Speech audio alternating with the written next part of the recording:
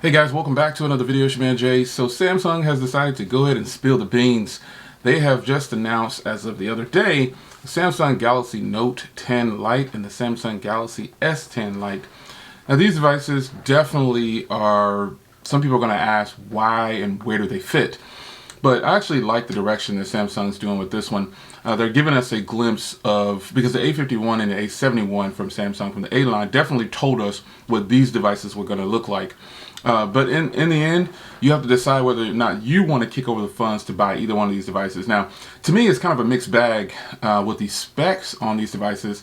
Samsung gave the Galaxy S10 Lite, which on paper it appears to have the better specs. It has a Snapdragon 855. And the Note 10 Lite has a Exynos 9810. The camera setup on the Note 10 has all 12 megapixels, and then on the S10 Lite, I think you have like a 48 megapixel. You got a depth sensor, you got an ultra wide, you got some things going on with the S10 Lite. So maybe they want to push that one even further. But my question for Samsung is, on the A line, I think the Samsung A71 is probably going to be a powerhouse that people flock to, depending on how much they charge for these two devices. Now, rumor has it that the Samsung Galaxy Note 10 Lite is going to be on Verizon. I think there's an FCC approval for it already. Don't quote me on that, but you know, rumor mill, leaks, news. I think that one of those devices is going to Verizon, but other carriers have not officially gotten any kind of word for the US.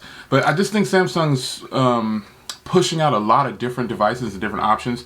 I've heard that they're going to go ahead and discontinue the Galaxy S10e because the Galaxy S10 Lite, to me, looks better. It's obviously it looks like it has a better offering. It's got the newer design. It's probably going to feel better. You got a bigger screen. There's just a lot going on with these two devices that Samsung has just announced. So if you're interested in either one of these devices, let me know down in the comments which one you would purchase. I actually like them both. But if I was going on just raw specs alone, I probably would just go with the S10 Lite because it has a Snapdragon 855. Nothing against the Exynos 9810, but it seems like the camera setup on the S10 Lite might do better. I mean, I don't know. I'm just speculating just based on the raw numbers. But with that being said, taking both of those devices out of the way, the A71 and the A51 definitely are probably the smarter purchases because they all look the same. The A71 stands right in the middle because it's the same size as the S10 Lite and the Galaxy Note 10 Lite. So we have some deciding to do, folks. What are we going to do about Samsung's offerings right now? The A51, I got one more video coming up on that, and I'll post that soon.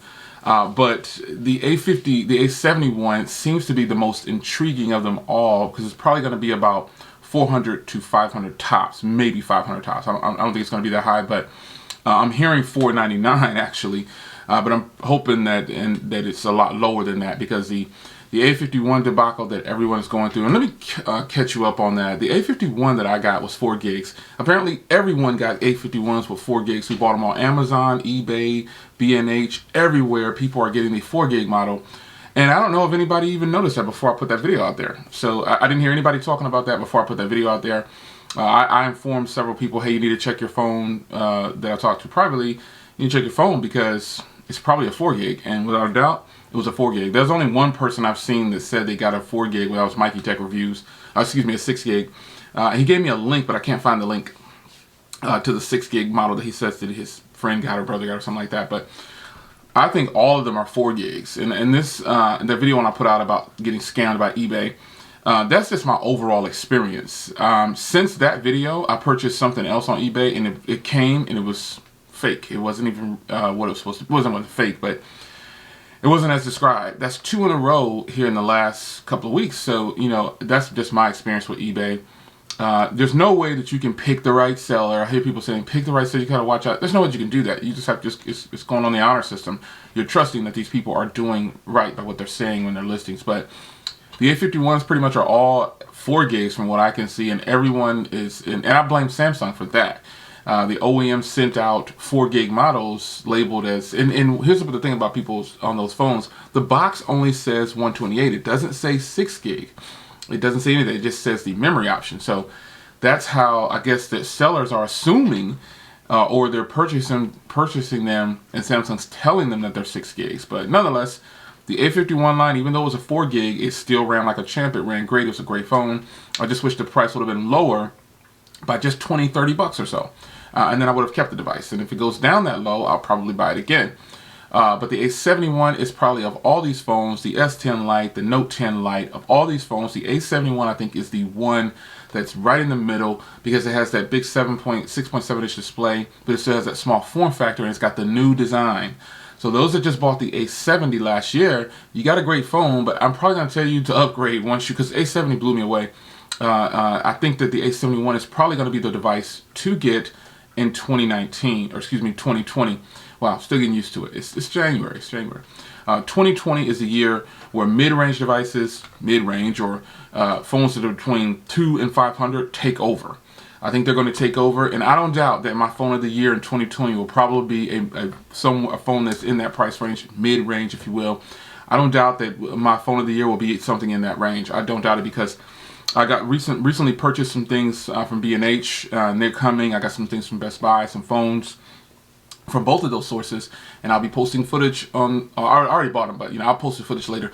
But I got some things that are exciting, man, and neither one of them costs more than 200 and something bucks. So this is good. This is a good thing. That's why I said I think mid-range phones are probably going to take over this year.